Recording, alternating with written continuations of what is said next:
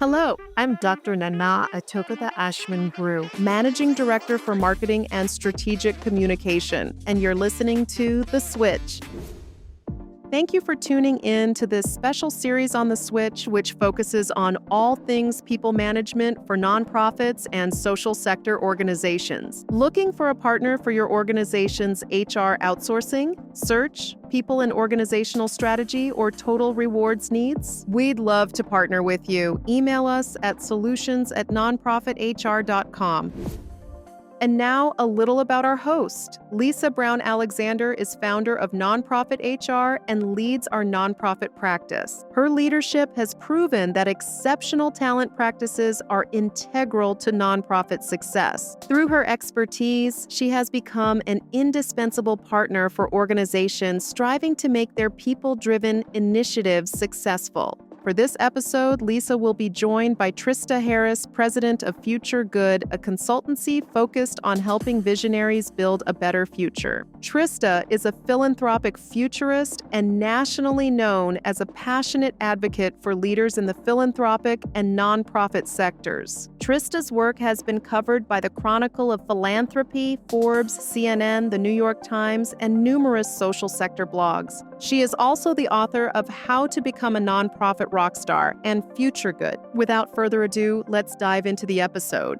Thank you so much, Trista Harris, for joining us today on The Switch. We're thrilled to have you. I wonder if we could start our conversation today just talking about you and your organization and its mission. I've worked in nonprofits and foundations since I was 15 years old. In my most recent position, I led Minnesota's Council on Foundations, which is a network of about 175 foundations that give away about $1.5 billion a year. And 6 years ago, I started FutureGood. So we are a consulting firm that helps foundations and nonprofits build a more beautiful and equitable future. And we help folks use the tools of Futurism to move their missions forward much more quickly. Excellent. Given that you're focused on the future, what is your prediction for the future of the social impact sector as it relates to talent? That tends to be our focus here at The Switch. And so let's talk a little bit about your vision and your thought for what might happen 2-3 years from now.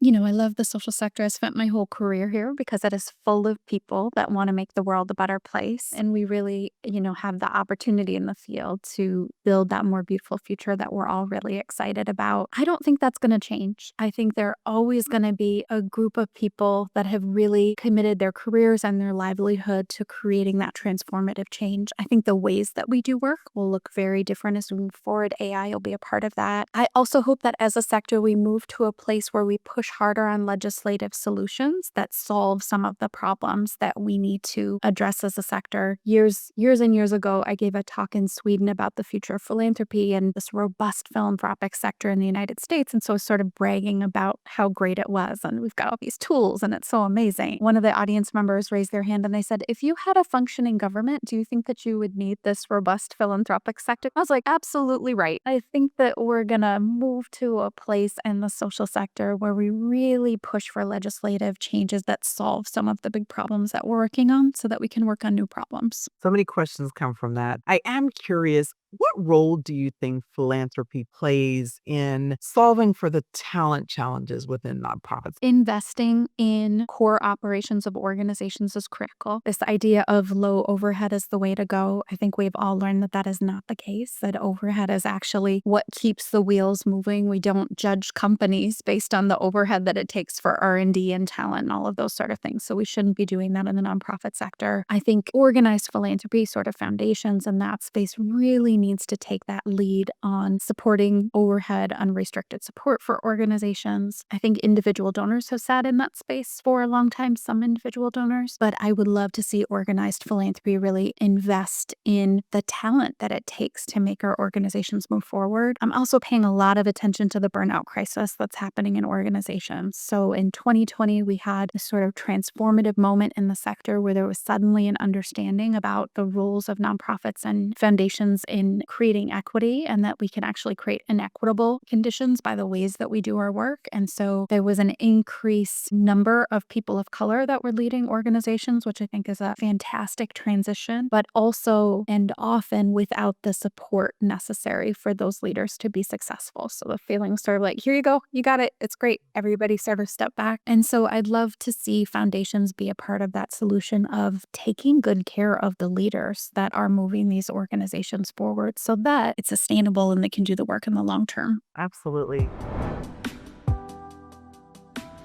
And as we think about investments by philanthropy, we also can chat about investments by leaders of organizations around equity and inclusion, the swing, the clawback around investments in diversity, equity, and inclusion in the corporate sector, but also in the nonprofit sector. What are you seeing? What are you hearing? And what do you think are maybe some of the long-term implications? I lived in Minneapolis when George Floyd was murdered and saw both locally and nationally the sort of transformative moment that the sector went through. And I always stayed very hopeful about the future. And in that moment, I was like, we did it. Finally, we have pushed so hard. And now there is suddenly this understanding of responsibility in the field, and we are going to make leaps forward. And then the Supreme Court decision happened, and then the pullback happened. And what I have heard from very wise people in the field is every time there's progress, there's a pushback. What are you talking about? Every single time we move forward, that is where concentrated efforts to push back. And our responsibility is to make sure that that pushback doesn't take us where we were before. I think we are at a moment now where obviously there is a significant pushback that's happening. The intention of the Supreme Court decision was to create a chilling effect, and it did. So there are a number of social sector organizations. Well, let's pause. Let's stop. Our lawyer says don't. And this idea of risk in the social sector, I think, is really misplaced. Risk is not about risk to our individual institutions. It's risk to our mission. The risk that we should be worried about is, are we going to be actually able to create the change that we want to see in the world? And how do we ensure that we are not protecting our institutions, but instead protecting the work moving forward? I think people are getting smarter about what the actual line is instead of the pretend line that's way over here. And I'm really encouraging folks in the field that now is the time to double down on DEI. This isn't the time to pull back. This is the time to really retrench your efforts because it's absolutely necessary in this moment.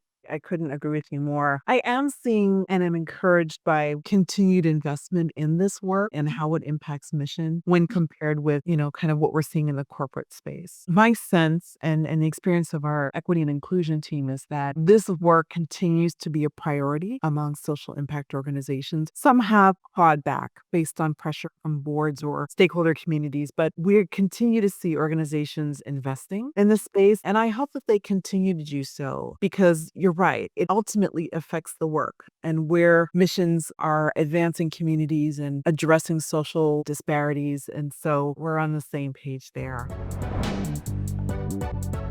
One of the things that has come out of the last 3 or 4 years of American life is the need for leadership resilience. And even as we tie it to this issue of equity, that we saw this surge of investment and support, and we are seeing, you're right, some clawback. We saw kind of an investment in talent when organizations finally recognized how important people were at the height of the pandemic, and subsequent clawback. Those starts and stops, the ebbs and flows, require a level of resilience among social impact leaders in a new way. Do you have any thoughts about that and just the role of resilience among social impact leaders? I think people have really been trying to suck it up since 2020. There was a feeling in that moment of like, the world needs us as a field and we are going to do what it takes and we're going to continue to push through. And then the racial uprising and all, it was sort of the next thing and the next thing and the next thing. And it's like, we got it. We're pushing. Okay, I can't push anymore. I think we have hit the point where we're living in a time of exponential change, where change gets faster and more intense. That's pushed by technology and a lot of other societal transformations that are happening. And that speed and pace is not a human speed and pace. When I talk to leaders in the field, they're like, if I could only get to the bottom of my inbox, it's just me. I'm not doing a good job. I used to feel like we had downtime and now we don't. I must not be on top of my work. And that just isn't the case. It's that we are living in a time of human history where that pace of change is not made for human beings. And so this feeling that we have is about these external circumstances circumstances. And I think this is actually the time where we need to reconsider what work looks like in the sector. I think we need to have real conversations about AI and what it means for our day-to-day work. And I think we need to transform what the human parts of work look like. And how do we do that in a manner that is sustainable, allows us to be creative and bring new solutions? AI can't create new things. It can only take what exists and regurgitate it back to us. We need human beings to actually solve the big problems that our organizations are working on, but we can't do that if we're burnt out and if we have too much on our plate and we don't have time to radically imagine something different. And so how do we create this spaciousness that allows leaders to really lead in this moment and to be human beings? I mean, we've seen with the recent hurricanes that have happened and constant natural disasters, there are people that are impacted by all of these things, and yet the report is due. We've got to go. And what about this? And move, move, move. We saw that during the pandemic as well. How do we move to the place where we take good care of the human beings that work within our organization and allow that to be the basis of great work to flourish? Couldn't have said it better. There is an opportunity, though, I think, for organizations to embrace AI in a way that gains efficiencies, helps to maximize resources, makes more space, to the point that you made, for the human aspects of the work that cannot be replicated by technology. The holding of a hand, the encouragement, the rendering of care in some instances, feeding someone. We're not feeding folks or providing food using machinery. Who's cooking that warm meal? Who's serving it with a smile? That's work that continues to happen and needs to happen. But let's talk about how leaders make space for leveraging technology in a way that allows employees to work more efficiently, more impactfully. What are your Yeah. thoughts around that? We've been having a lot of AI conversations at FutureGood. So when ChatGPT came out in 2022, I had been watching AI for probably 15 years previous, and it was useless. So every time a new tool came out, I was like, well, this is dumb. The amount of time and energy that I've used to try to put information into this system to have something useful come out, I could have just done the thing. And when ChatGPT came out, it was 100 times better than anything that I had used previously. And it was like, this is the beginning of the upward part of the exponential curve, where suddenly it's like, well, now everything is different. And so what I did with my team is everybody used ChatGPT to figure out how they could use it for their role. Dig in, try it, figure it out. Let's see what works. Let's see what didn't work. I wrote a blog piece called "Will ChatGPT Take My Nonprofit or Foundation Job?" Probably, but you'll be fine. There'll be other things to do. Yes, there's always other things to do. I will say, though, after I wrote that piece, I got a request from a Futurism magazine that said, hey, could you write the same piece, but what it means for people that do Futurism and foresight? And I was like, well, no, because that's my job. I don't want to talk about how it's going to destroy my job. And then I was like, that's not helpful. So I tried to use ChatGPT for some of the basic tasks that I do as a futurist, and it does it way better than I do. And so what you can do is take the repetitive or the data intensive parts of your work off of your plate, or if not totally like off your plate, the start of it. So ChatGPT's gotten rid of my writer's block. I put my pile of thoughts that I'm trying to get across that don't make any sense together. And could it be an email? What can you do with this? And then something comes back and I go, oh, that's much better. Not that though. I mean this. So it gives a starting space. And I think when I talk to folks in the social sector, I would say more than half have not tried any of these tools. Their feeling is sort of, I'm nervous about it. It doesn't have anything to do with me. I don't work on the tech side or the operation side of my organization. So no, thank you. And then I talked to folks that have really dug in. So I talked to a foundation that had, I think, 100 grant applications that they needed to summarize to the board in one paragraph. They used ChatGPT to summarize and then went back and double checked, and it saved probably 60 hours worth of work for the team to be able to do that. Those 60 hours could be redeployed to something that really requires human. Yes, I think that's the piece that each of us getting really clear. What's the most important part of your work that creates the largest amount of change? And how do we spend a lot more time there? And I know for many of us, that place does not get the time and energy and space that it needs because the unnecessary fills those pieces. And so look at your plate and figure out what is most repetitive or not mission aligned or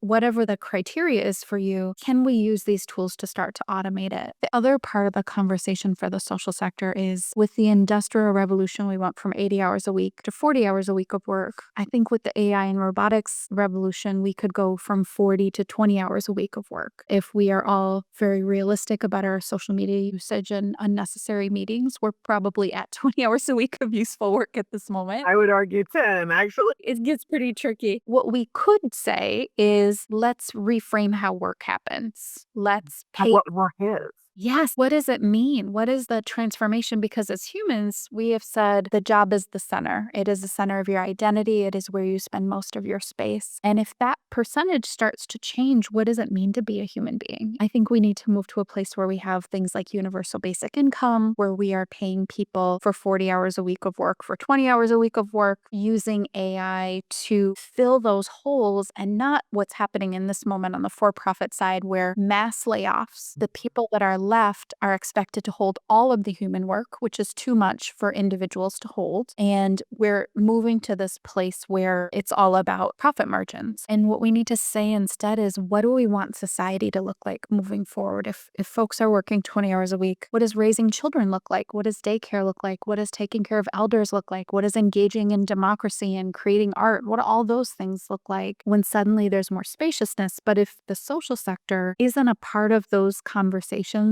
about this rapid transformation that we're going through, then companies decide. And the answer is it's going to increase our profits. That is the end of the story. And at some point, there's no more people working and profits don't matter because nobody can buy your things. So I think we're really at an inflection point where it's important for the sector to stand up. Wow, brilliantly summarized. Let's go back for a second to talk about this burnout factor, which has been a component of nonprofit work since the beginning, and a huge drain, or at least a prompt for people to consider other industries. Not necessarily any better, but the perception is, well, at least I'll get paid better. But when we think about burnout and technology and the opportunity to allow people to be more human and have more balance or better integration between work and life, you're a futurist. What do you see as the short-term opportunity? And what might you see as some of the challenges associated with that? If the work construct changes from 40 to 20, what are people doing? And I won't even say 50, but 5 years from now, with that extra time, what does that mean kind of societally? I think there's a couple of pieces. There were all these promises of technology will come and it will free this space. And now it is that we are constantly connected and working all the time. And when you ask friends in the field, how are you doing? I'm so busy. That is the answer. And it has not created that spaciousness. I think some of the challenges that the work that we are doing in our organizations is hard and it takes a long time to get there. And so this feeling of, if I have more capacity, I should continue to push, is there. And I got great advice from a coach years ago. I was doing a fellowship and I had what seemed like a big problem where they had given you a big chunk of money and I had 2 years. And after a year, I had a lot of money left and I had a lot of time and I had done all the things that I said I was going to do. And I was very upset about it. And the coach said, go to the beach and write about what you learned. What is the problem? I don't understand. And I said, I have not figured out how to solve all of the problems yet. If there was one more program or one more thing. And she's like, okay, totally got it. I can diagnose this. And she said, I just want to tell you, Jesus and Gandhi were both on earth and they did some really good things and there's still things left to be done. So maybe you want to set a slightly lower bar for yourself. I think for many of us, this chasing leads to burnout. And what we need to instead do is to get really clear about what our work is. We host these mastermind retreats for folks in the field. And one of the things that we push on is this intersection of what are you great at? What do you love to do? What does the world need? And that intersection is where you should be spending all of your time. The challenge for many of us, especially mid-career, is that you get good at a lot of things and you could do a lot of things. And so you do a little bit of this and you do a little bit, and your organization does a little bit of this and a little bit of that. And we just stretch in ways that are really unsustainable. And when you start to narrow about that specific piece of transformation and change that you are here to create, it lowers the temperature about everything else because you know that there are millions of other people that are working on these issues and they have a different part that's their intersection. And that's the place that they create change. For myself, when I got really clear that my role is not to solve every problem in society, even though I would love to, my job is to help other people get smarter about how to use futurism in their work. That's all that I need to do. And what they do with that work is transformative,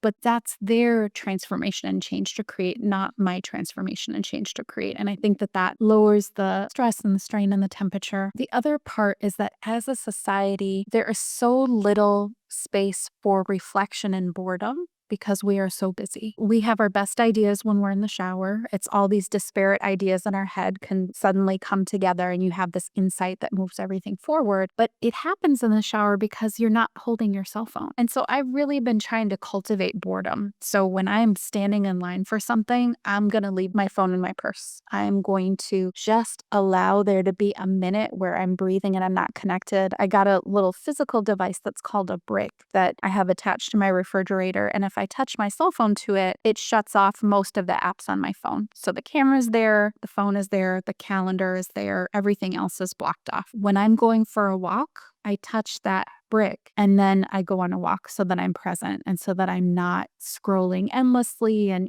that sort of thing. If my purpose is to be out with friends and be connected with them, then I'm not going to be playing a game on my phone while I'm doing that or checking my emails or constantly being engaged in all these ways. I'm going to be present. And it is ridiculous that I had to buy a physical tool. But I think that's the moment that we're in right now is how do we create those boundaries for ourselves? Yeah, creating boundaries is important. I spent the earlier part of this year on a 3-month sabbatical. One of the things I intentionally did was to sit still. I refer to it as getting quiet to get clear. So you refer to it as boredom, but it's that undefined open space that allows us to bring the temperature down on all aspects of our life, right? Emotional, physical, mental, spiritual. You're right. It is a creative space. What would happen to our ability to solve kind of societal problems if we have more space to think meaningfully as opposed to just charging to the next things? I totally embrace that principle of making space to do that. You're incredibly clear as a leader. Tell me how you got here. What part of your journey allowed you to get clear about your role in the future of the social impact space? I had my first job running a foundation. I was 29 years old and I was very excited to be running the Social Justice Community Foundation. And I was a couple months into the job. That's when all the cracks start showing, all the things that nobody talks about in the interview process. So ours was a donor base that was like taking a wait and see approach to a new leader at a time where grantees really needed us to fundraise and to show up. So I was trying to figure that out. Around that same time, got a call from our investment manager that said, don't panic, which is a perfect time to panic. Our endowment had lost half of its value almost overnight. This was 2008. We were in a really rough position because we had tried to be a grant maker that made multi-year grants, and suddenly we had overcommitted, and I was worried we were going to shut down, and I did not have any strategies besides crushing anxiety, which is not serving me well. I ran into a book about how to use Futurism to get a business advantage during times of crisis, and I was like, this is a time of crisis. So read it from front to back and realized those were the exact tools that our grantees needed. And so started to bring those tools to our grantees. And in the next couple of years, they had 10 legislative wins, the most in our organization's history. Wins on things like alternative teacher certification to diversify our state's teaching force, first in its country homeowners' bill of rights to deal with the mortgage foreclosure crisis. They stopped a voter ID effort. We got marriage equity in the state of Minnesota. It really showed me that the tools of Futurism in the hands of people that do good for a living is really transformative. Sort of like how to use this future frame. But the other part is about how to do this work sustainably. So that fellowship that I was talking about, I had 3 goals. One was bettering my sort of Futurism learning skills. The second goal was how to make those learnings accessible to folks in the social sector. And my last goal was how to not die at my desk, because I saw a lot of women, especially women of color, die at their desks doing this work and could tell that that was the trajectory that I was on. And so I've been in this sort of exploration of what does it take to do this work sustainably? What are the ways that we have built our organizations that don't actually work for that sustainability? So at FutureGood, we have a model of strategic planning. We call it future-proofing your organization and helping organizations develop a 30 to 50-year vision of the future. So what is the long-term transformative change that you're working on? It allows people to start to align their work so it isn't so diffused with everybody having a slightly different vision of the future. And then what we do in the work plan part of the process is that there is a quarterly process of looking backwards and looking forwards. In our own organization, we have 1 week every quarter. There's no outside meetings. It's for us to be reflective. We do postmortems for big projects, but we also do premortems before something starts. And we say, what are the ways that this could go wrong? And what are the ways that this really could go right? And how do we ensure that we're creating the right conditions to move this forward? And what I've found for both myself and the team is that it allows us to do a lot of just-in-time time learning. So if I look at the next quarter, here are the ways that we need to stretch and grow. Here's the ways that I have to stretch and grow as a leader. And so I'm going to invest in learning whatever specific skills I need in a short time frame. And then how can I be really reflective about what's been accomplished and what things didn't work because the conditions weren't right or it wasn't the right thing for us to be doing, so that it isn't once a year or once every 3 to 5 years. If you've got a long-term strategic plan that you're making those adaptations, it's about adapting all the time because the pace of change externally is so fast. And if we can harness those external changes, we can actually get to our goals a lot faster. We refer that as agility as a value of ours. Beautiful. How have you translated that to your board? This notion of agility and kind of real-time reflection. Has the board embraced this principle? We don't have a board. We're a for-profit company, but we work with a ton of boards. And one of the things that I talk to those boards about is, has that been serving you well? That long-term frame for the work. And what most will say is no, because in 2020, most of their strategic plans stopped working. You had a plan and suddenly you can't do anything that you thought you were going to do because the entire world is different. That isn't a plan that's going to serve you well. If when we have these big shakes, you can't move forward, it's not serving you. And so I think boards are actually really open to new ways of looking at this. For board members that work on the corporate side, they're used to that. But this idea that in the social sector that we can't have that agility just seems to be something that we've just accepted. And when you really dig in and you ask them, they're like, actually, that doesn't make sense. So I think sometimes executive leaders really worry about boards being unwilling to transition and change. But when I talk to just boards, they're worried about executive leaders not being willing to transition and change. I think everybody is ready to move to something different, but we just don't have good communication. When we think about the future of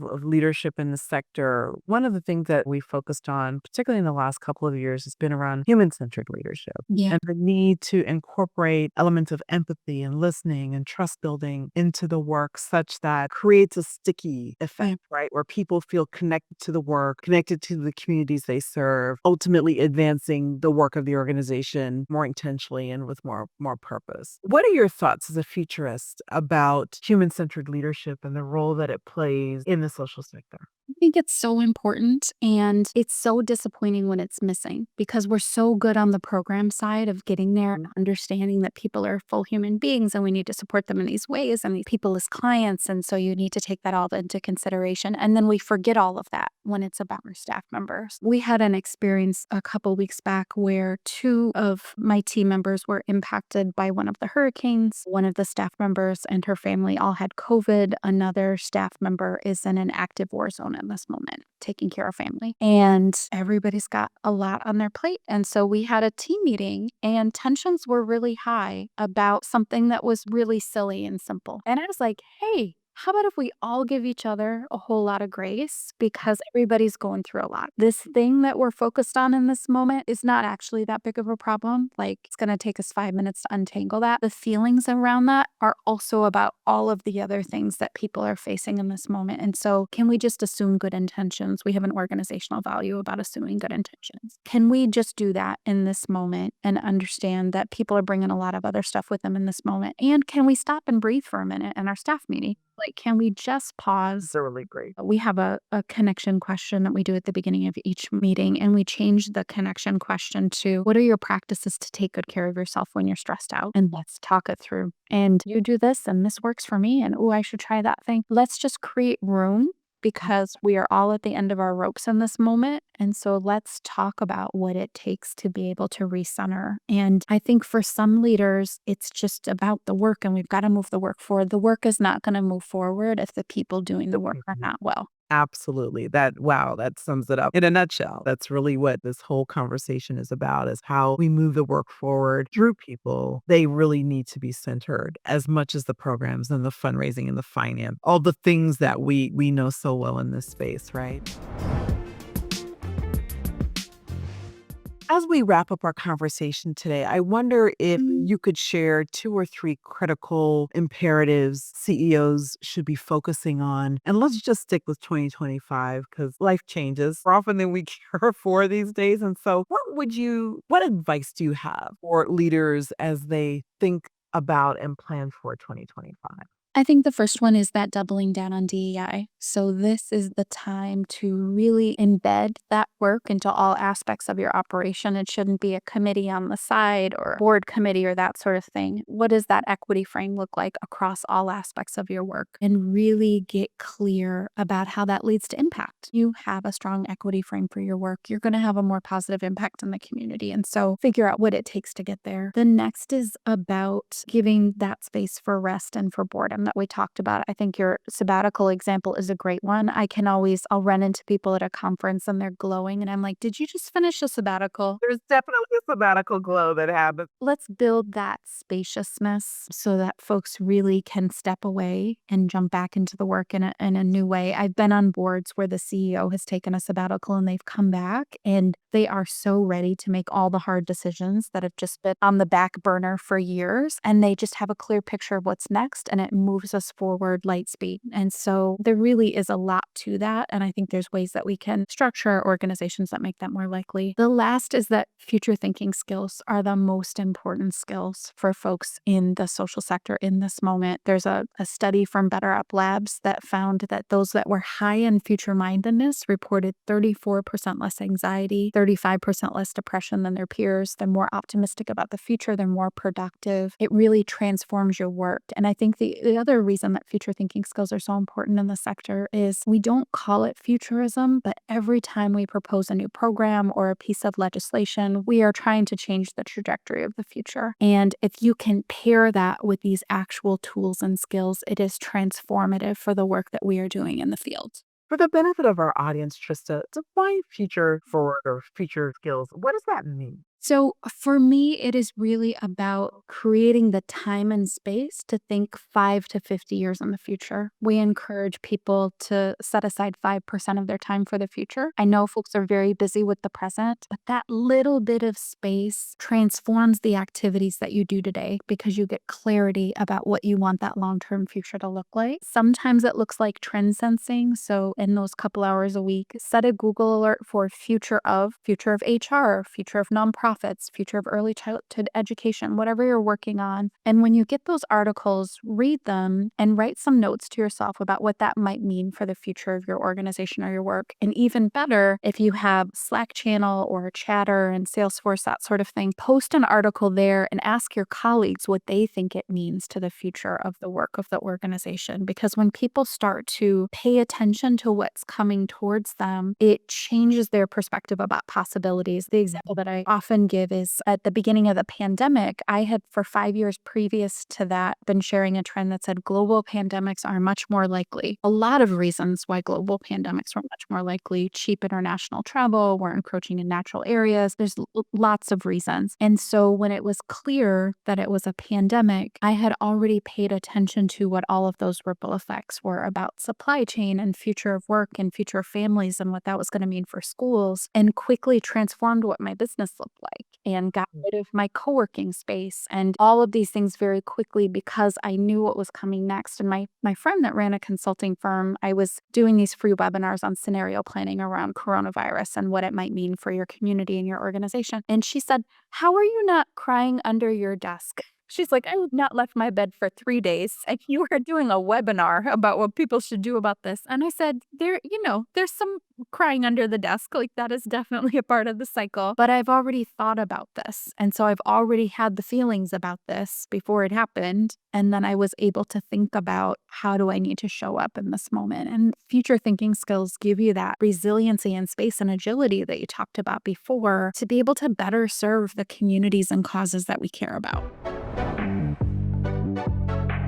For organizations that want to get better at future thinking skills, what advice do you have? I know I just asked you to share some imperatives for 2025, but specifically around this, if an organization, someone is listening right now and they want to kind of bone up in this space, what's your advice? So you can go to wearefuturegood.com. We teach folks how to do this. We have FutureGood Studio, which is a synchronous learning program where we teach you how to use futurism in your work. We also have Future Proof, which is about how to build futurism into your strategy and how to build that internal strategic capacity so that you can consistently sort of harness all of this volatility that exists in the field. We also have a newsletter where we share trends that we're paying attention to that we think are going to impact the field. And then I'd really encourage you that 5% of your time for the future really is transformative. That little bit of space and that moment of you sort of sticking your head out of the gopher hole and noticing what's happening around you. Often a lot of futurism is about paying attention to the present. There's a saying, the future is already here, it just isn't evenly distributed. We host these things called field trips to the future where we go other places in the world and help people see the future in action that they're working to create in a different local community. Make the time and space for it, and it very quickly transforms the impact of your work. Outstanding. Trista Harris, thank you for your time today, for your thought leadership around the future of the social impact sector. This has been incredibly inspiring, and I'm hopeful that our listeners will take something away from this and begin to implement some of these principles into their work. Thank you so much for your time today. We appreciate your perspective and wish you all the best with your work. Lisa, thanks so much for having me here, and thanks for all that you're doing to create a more beautiful future. My pleasure.